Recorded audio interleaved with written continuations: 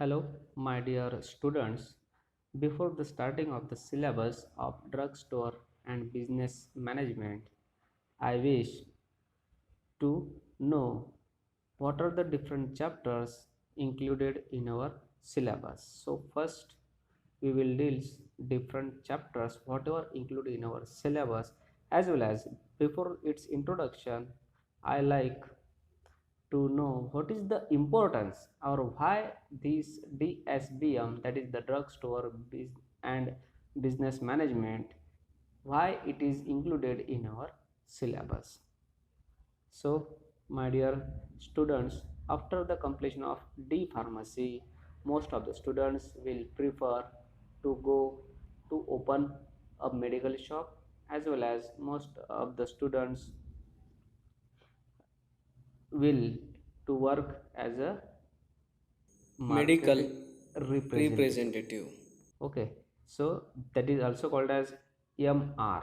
Okay, so and as most of the students prefer to open a medical shop, hence after the completion of this course most of the students will go to open a medical shop, and hence before means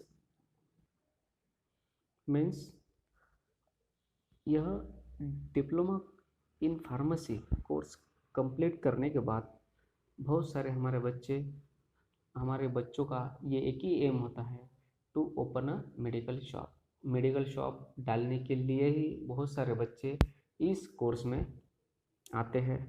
okay, so उस how to open a medical shop, what are the general requirements, बाद में हमें किस तरीके से shop run करना है, हमें उसमें जो हमारा माल है उसकी इन्वेंट्री या फिर उसका स्टॉक किस तरह से मैनेज करना है, किस तरह से उसे कंट्रोल में करना है, किस तरह से हमें माल कहाँ से बुलाना है वो। ओके, बाद में डिस्ट्रीब्यूशन माल का किस तरीके से होता है, बाद में हमें हमारे दुकान में माल का सेल बढ़ाने के लिए हमें क्या करना चाहिए, ये सभी चीज़ें हमें इस सब्जेक्ट में पढ़ने को मिलेंगी। साथ ही साथ अगर हम फार्मासिस्ट हमारे शॉप पे रिक्रूट करना चाहते हैं तो हम उसे किस तरह से उसका रिक्रूटमेंट कर सकते हैं, हम उसको किस तरह से मीन्स हम उसका सिलेक्शन किस तरह से कर सकते हैं, बाद में उसको हम ट्रेनिंग किस तरीके से दे सकते हैं, बाद में आफ्टर द ट्रेनिंग हम उसका इवेल्युएशन किस तरीके से कर सकते हैं कि नहीं जो काम कर रहा है वो सही ढंग से कर रहा है या नहीं कर रहा है। ओके, एंड अगर वो सही ढंग से अगर काम कर रहा है तो हम उसको कंपेंसेशन किस तरीके से दे सकते हैं। तो वो सभी बातें हम पढ़ने वाले हैं, एज वेल एज। और इसमें हमारा जो हमारे पास अगर कम जमा पूंजी है, कम पैसा है, कम लागत है, तो हम बाकी पैसा हम कहाँ से इसमें ला सकते हैं, कहाँ से हम कर्जा वगैरह और किस तरीके से हम कर्जा ले सकते हैं, वो सभी बातें इसमें हमें जानने को मिलेंगी। और साथ ही साथ पूरा एक साल कंप्लीट होने के बाद हम इस बिज़नेस का ये बिज़नेस एक साल होने के बाद हम जमा पूंजी या फिर हम यह बिज़नेस करने के बाद न नफ़े में हैं या कुछ नुकसान हमें हुआ है, ये हमें किस पर से पता चलेगा, इसके अकाउंटेंसी पे।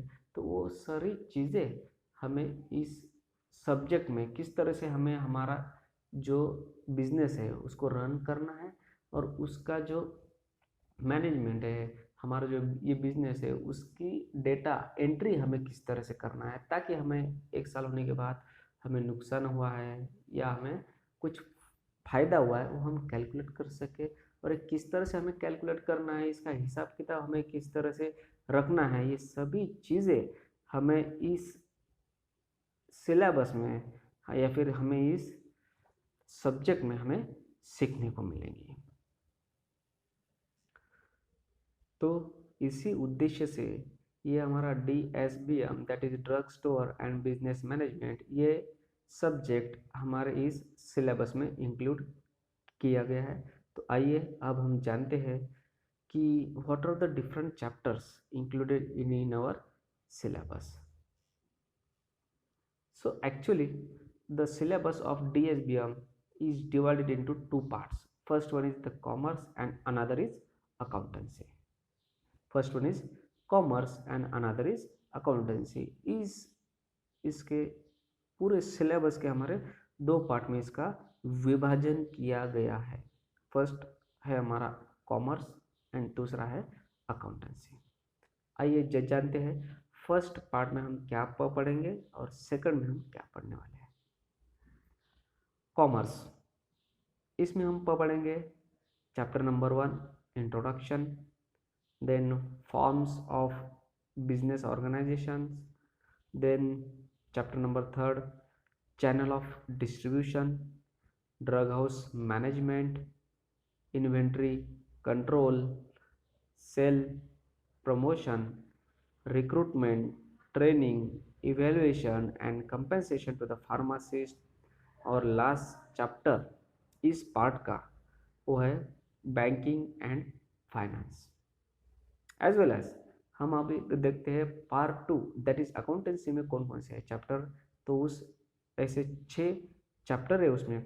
फर्स्ट है हमारा introduction to accounting, accounting concept and conventions, recording of transactions, trial balance chapter number 4. Fifth है हमारा फाइनेंशियल स्टेटमेंट एंड सिक्स है हमारा बजटिंग. तो इस तरीके से total 6 chapter, total 6 chapters included in part accountancy as well as total 8 chapters included in commerce section. So let's see in detail what are the different information included in our different chapters. In commerce जो जिसमें है पहला chapter है हमारा introduction. Introduction में हम पढ़ने वाले हैं what is mean by trade, then industry and commerce, then function and subdivision of commerce, then introduction to elements of economics and management. तो इस चैप्टर नंबर 1 इंट्रोडक्शन में हम पढ़ेंगे what is mean by commerce. Okay, then what are the problems involved in commerce, as well as we will deals about the different branches of commerce, as well as सबसे main चीज़ होती है what is my trade. Trade means buying, selling as well as exchange of the goods. Okay, तो इस तरीके से हम इसमें जो भी डिटेल इंफॉर्मेशन होती है what is my trade, what is my commerce, okay, what are the different sub types as well as what are the classification of trade. Internal trade means India के अंदर का ट्रेड, जो भी व्यापार हम हमारे इंडिया के अंदर कर रहे हैं उसको हम बोलते हैं internal trade. As well as जो हम इंडिया के बाहर जो भी हम व्यापार करेंगे उसको बोलते हैं इंटरनेशनल ट्रेड. इंटरनल ट्रेड इसको हम होम ट्रेड भी कह सकते हैं, as well as international trade इसको हम एक्सटर्नल ट्रेड भी कहा जाता है, as well as foreign trade भी इसको कहा जाता है. तो ऐसे बहुत सारे उसके क्लासिफिकेशन ऑफ ट्रेड हम इसमें सीखेंगे. और साथ ही what different activities revolving trade इस जिसमें होते हैं बैंकिंग, ट्रांसपोर्ट, इंश्योरेंस, ऐसे बहुत सारे एक्टिविटीज़ हम इसमें पढ़ेंगे. ओके, तो इस तरीके से हमारा चैप्टर नंबर 1 होगा. और साथ ही हम उसमें पढ़ेंगे डिफरेंट लेवल ऑफ मैनेजमेंट कि सबसे ऊपर उस किसी भी कंपनी में कौन बैठे होते हैं और बाद में उसके नीचे के और किस तरह से वो कंपनी काम करती है. तो उसके अलग अलग लेवल या फिर management, top level management, middle level में management as well as lower level management, ये सभी की जानकारी हमें चैप्टर नंबर 1 में मिलेंगी. As well as different functions of management, मतलब हमें किस तरीके से हमारी जो इंडस्ट्री रन करनी है, साथ ही उसका मैनेजमेंट हमें किस तरीके से करना है, वो सभी चीज़ें हमें चैप्टर नंबर 1 में हमें पढ़ने को मिलेगी. ओके, तो इस एज वेल एज उसमें भी हम और एक पॉइंट हम उसमें ये पढ़ेंगे that is the classification of the industry, industry की क्लासिफिकेशन, किस तरीके से इंडस्ट्री का क्लासिफिकेशन किया जाता है। ओके, तो ऐसे बहुत सारे चीज़ें जो जनरली हमें यूज़ हमारे डे टू डे लाइफ में यूज़ होती है, तो सभी चीज़ें हम कॉमर्स में पढ़ेंगे। और कॉमर्स में का फर्स्ट चैप्टर इंट्रोडक्शन में हम पढ़ेंगे। उसमें आता है फिर नेक्स्ट हमारा चैप्टर है फॉर्म्स ऑफ बिजनेस ऑर्गेनाइजेशन। तो इसमें हमें पता है कि व्हेनेवर एक ही अगर ओनर होगा, अगर आपके पास पूरी जमा पूंजी है, आप घर के बहुत अच्छे लोग हो, मतलब आपके पास पैसा बेहद है, तो आप कोई भी बिजनेस आप खुद चला सकते हो।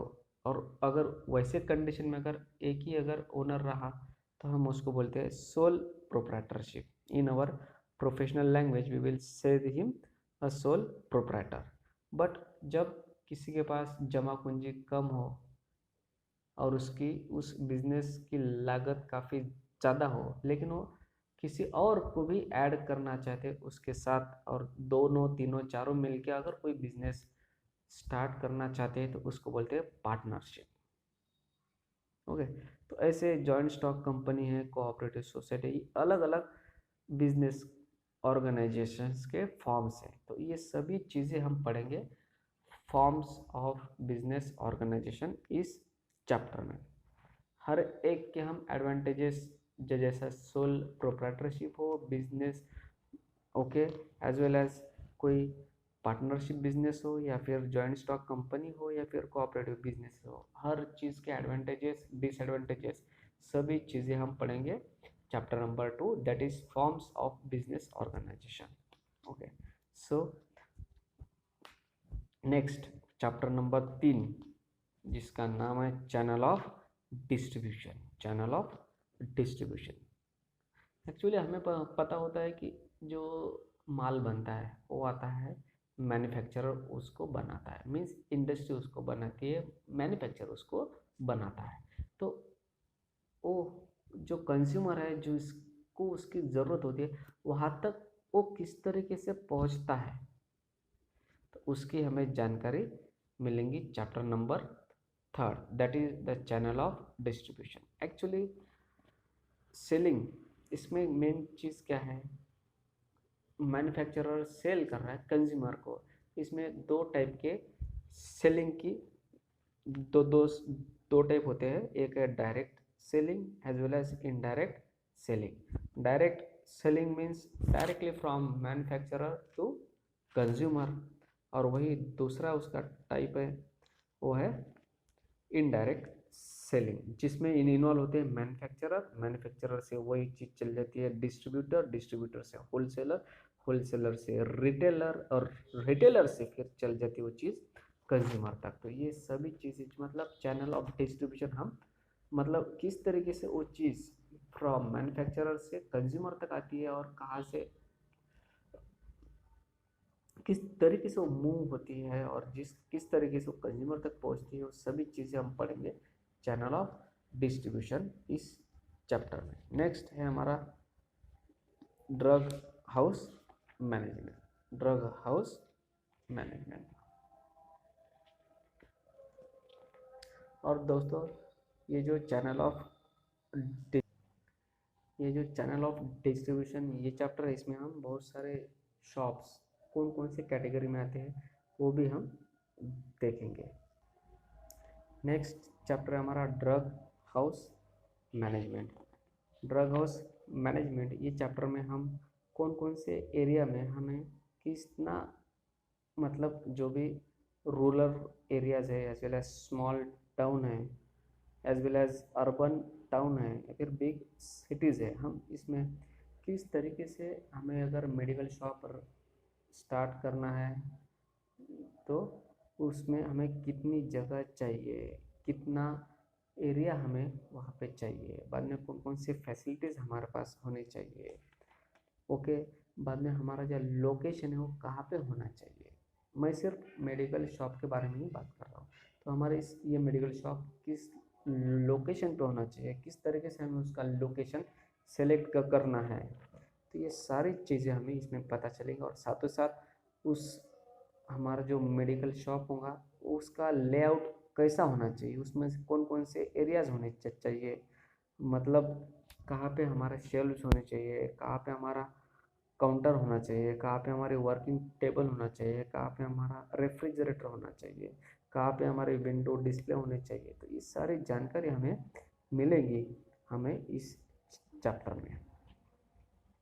देन इसी चैप्टर में हम पढ़ने वाले different documents which are required to open a retail drug store, as well as different documents required to renewal retail drug store drug license, as well as हम किस तरीके से इसका यूज़ होलसेल ओपन, अगर हमें होलसेल अगर डालना है तो हम उसमें कौन कौन से डॉक्यूमेंट हमें लगते हैं, तो ये सारी जानकारी हमें इस चैप्टर में मिलेगी।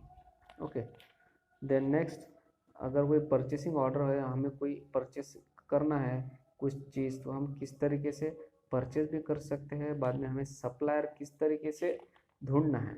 ऐसा है कि बहुत सारे सप्लायर्स होलसेलर होते हैं, लेकिन हमें उसमें से एक अच्छा सप्लायर हमें ढूंढना है। तो वो किस तरीके से हमें ढूंढना है, ये सारी चीज़ें हमें इस ड्रग हाउस मैनेजमेंट इस चैप्टर में हमें मिलेगी। एज वेल एज साथ ही साथ अगर हमें पता है कि दोस्तों हमारे इस मेडिकल शॉप में बहुत सारे मेडिसिन अवेलेबल होती है। तो अब हम कोई अगर एक हमारे पास कंज्यूमर अगर आता है और वो हमें बोलता है कि हमें सर्दी की दवा दे दीजिए, या फिर वो बोलता है लियोसिट्रिजिन अगर हमें दीजिए, तो सबसे पहले अब इतने 2000 मेडिसिन में से अगर हमें लियोसिट्रिजिन अगर ढूंढना है, तो हम ये कोई आसान बात नहीं होगी जब तक कि हम उसे कोई कोड नहीं देते। तो हमें किस तरह से उसको कोड देना है, एक कोड असाइन करना है, ये सभी चीज़ें हमें इस चैप्टर में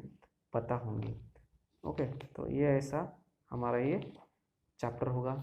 नेक्स्ट है हमारा इन्वेंट्री कंट्रोल। इन्वेंट्री कंट्रोल में हमारे मेडिकल में हम या फिर हमारी इस रिटेल शॉप में हमें किस तरीके से या फिर कौन कौन से मेथड का यूज़ करके हम मेडिकल शॉप में उसका स्टॉक मेंटेन करके रख सकते हैं। तो ये सारी चीज़ें हमें पता चलेगी इन्वेंट्री का कंट्रोल इस चैप्टर में। इसमें बहुत सारे मेथड्स हैं जिसका हम यूज़ करके हमारे मेडिकल शॉप में अलग अलग दवाइयों की स्टॉक मेंटेन कर सकते हैं। चैप्टर नंबर 6 जो है सेल प्रमोशन, मतलब हमारा जो शॉप में है तो उसका सेल को हम किस तरीके से बढ़ा सकते हैं। तो इसके अलग अलग टेक्निक्स हमें इस चैप्टर में बताई गई है। For example free sample, trading stamps, coupons etcetera. तो ऐसे बहुत सारे टेक्निक्स है जिसके कारण या फिर जिसका यूज़ करके हम हमारे शॉप में जो भी मेडिसिन है उसका सेल हम बढ़ा सकते हैं। एज वेल एज साथ ही हम देखेंगे कि हमारे शॉप में सेल्समैन कैसा होना चाहिए, उसके क्वालिटीज़ किस तरीके से होना चाहिए, ओके, वो किस तरीके से या फिर उसका बिहेवियर कैसा होना चाहिए, उसमें कौन कौन से गुड क्वालिटीज़ उसमें होनी चाहिए, ये सभी चीज़ें हम इसमें पढ़ेंगे। साथ ही साथ हमारे यहाँ पे जो भी मेडिसिन है या फिर जो भी गुड्स है उसकी एडवर्टाइजिंग, क्योंकि जब तक कि लोगों को पता नहीं चलेगा कि हमारा भी कोई एक मेडिकल शॉप है और उसमें ये चीज़ें अवेलेबल होती है, तब तक कि कंज्यूमर हमारे यहाँ पे नहीं आएंगे। सो सबसे मेन चीज़ होती है एडवर्टाइजिंग, तो वो भी हम इसमें पढ़ेंगे। और साथ ही एक कंसेप्ट है विंडो डिस्प्ले, वो भी क्या होता है इसकी भी जानकारी हम इस chapter number 6 that is the sale promotion इसमें हम देखेंगे। 7वां चैप्टर है recruitment, training, evaluation and compensation to a pharmacist.